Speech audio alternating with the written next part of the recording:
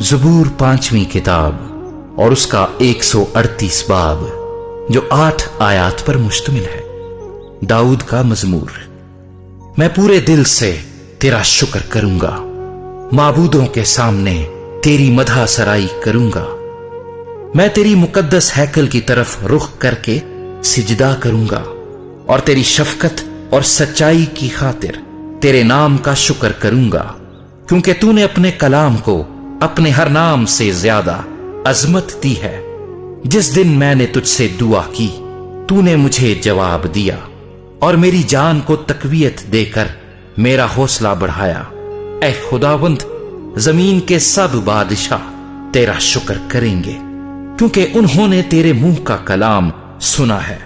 بلکہ وہ خداوند کی راہوں کا گیت گائیں گے، کیونکہ خداوند کا جلال بڑا ہے۔